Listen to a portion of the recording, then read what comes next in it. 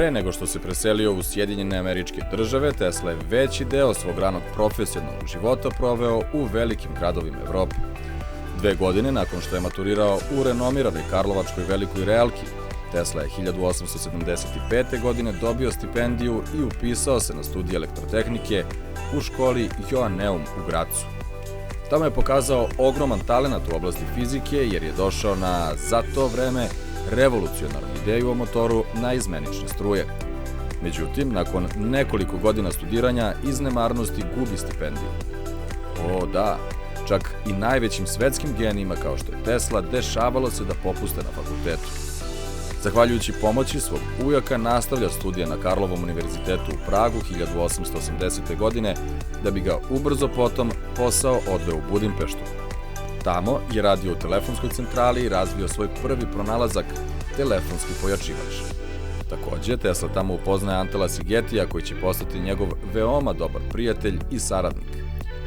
Upravo tokom šetnje sa njim, Tesla usred parka dolazi do svog veličanstvenog otkrića, obrtnog magnetnog polja sa naizmeničnim strujama, njegovim veličanstvom i indukcionim motorom. Te iste godine Tesla odlazi u Pariz da radi za Edisonovu kontinentalnu kompaniju, gde je bio svedok tehnoloških promena pri korišćenju naizmeničnih struja. U Strasburu je potom dobio priliku da radi na usavršavanju mašina Thomasa Edisona. Ovaj poduhvat istakao je našeg naučnika, pa ubrzo sklapa svoj prvi veliki poslovni sporazum. Tek 1884. godine Tesla odlučuje da se preseli za Ameriku jer dobija poziv da radi za Edisonovu kompaniju u Njujorku. Ovo je bio ključni trenutak u njegovom životu. Tesla se vratio u Evropu jednom prilikom 1892. godine. Posjetio je London, Pariz, Zagreb, Budimpeštu i Beograd. Prilikom posete držao je predavanja o naizmeničnim strujama i visokofrekventnim eksperimentima.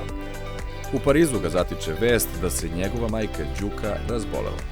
Odlazi u Gospić kako bi poslednji put video živu majku, koja je preminula ubrzo nakon njegove posete aprila 1892. godine. Interesantno je da je našu prestonicu posetio samo jednom tokom svog života, upravo te godine. Svratio je u Beograd na samo 32 sata, stigao na prijem kod kralja Aleksandra Obrenovića, a zatim posetio Narodni muzej i Narodnu biblioteku.